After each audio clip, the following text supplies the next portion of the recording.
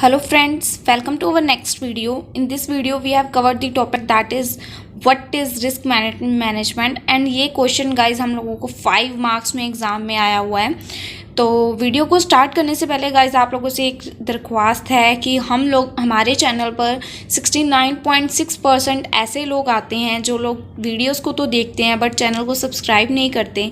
तो गाइज आप लोगों से एक रिक्वेस्ट है कि अगर आप लोग वीडियो देखते हो और अगर आप लोगों को अच्छी लगती है तो प्लीज़ गाइज चैनल को सब्सक्राइब करके बेल आइकन को ऑन कर लिया कीजिए ताकि हमारी आने वाली वीडियोस की नोटिफिकेशन भी आपको टाइम टू टाइम मिलती रहे।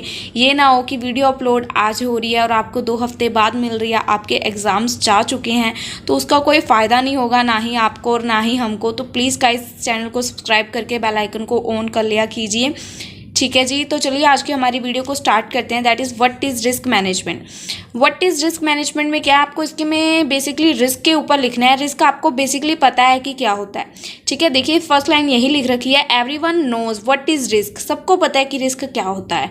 We use the word every day and take risk regularly. हम इस वर्ड को डेली लाइफ में यूज़ करते हैं और डेली कुछ ना कुछ ऐसा काम करते हैं जिसमें कुछ ना कुछ रिस्क इन्वॉल्व होता है, वेदर वी रियलाइज इट और नो। चाहे हमें उसके बारे में पता चले चाहे ना चले, हम लोग थोड़ा ना थोड़ा रिस्क तो डेली अपनी लाइफ में वेयर करते ही हैं। In every decision you make when you assessing the pros and cons, you are also doing a risk assessment.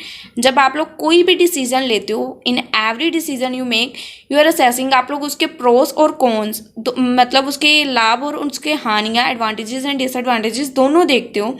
ठीक है, कि आपको उसके अंदर कितना रिस्क बेयर करना पड़ रहा है। Risk management is the process of making and carrying out decisions that will minimise the adverse effect of risk of an organisation.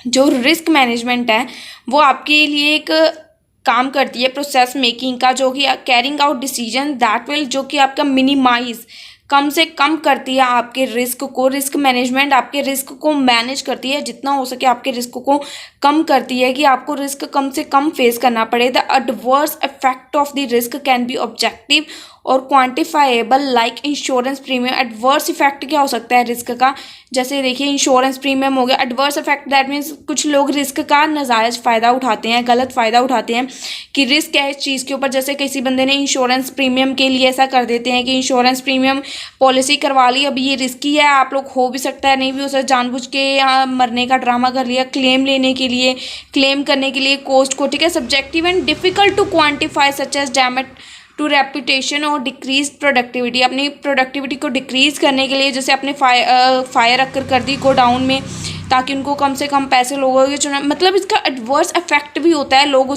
इसका लोग गलत फ़ायदा भी उठाते हैं। तो आप लोगों को इसके रिलेटेड थोड़ा सा अडल्ट रहना है, मतलब थोड़ा सा एक्टिव रहना है कि क्या हो क्या रहा है। By focusing attention on risk and committing the necessary resources to control and mitigate risk.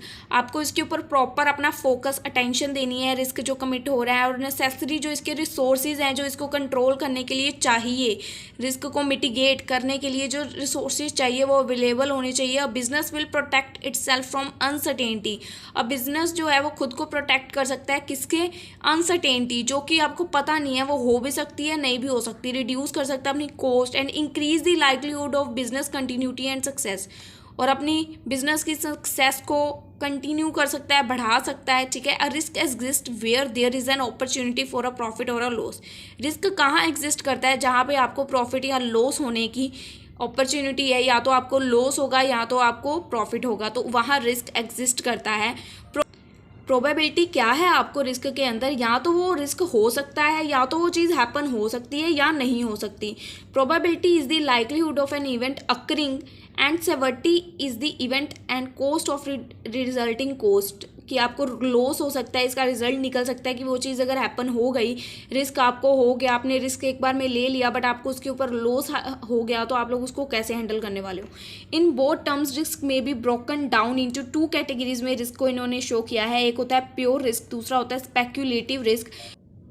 तो प्योर रिस्क में क्या है, risk where the possible outcomes are either a loss और नो लॉस। इसमें आपको लॉस हो भी सकता है नहीं भी हो सकता है प्योर रिस्क में।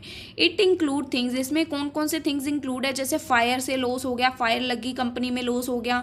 एक बिल्डिंग है, बिल्डिंग बीइंग बर्गलाइज, दैट मीन्स उस बिल्डिंग में चोरी हो गई, ये हो भी सकती थी, नहीं भी हो सकती थी अगर सिक्योरिटी होती। Having an employee involved in a motor vehicle accident, कोई एम्प्लॉय इसमें इन्वॉल्व है मोटर व्हीकल, तो मतलब ये प्योर रिस्क है, ये आपको उसके वजह से लॉस हो भी सकता है, नहीं भी हो सकता है। फायर लगी, हो सकता है सारा सब कुछ जल गया हो सकता है थोड़ा सामान बच गया हो, ठीक है ना। बिल्डिंग में चोरी हुई, हो सकता है हमारी तिजोरी जो हम लोगों ने सेफ जगह पे छुपा के रखी थी जिसमें ज़्यादा माल था वो बच गया हो।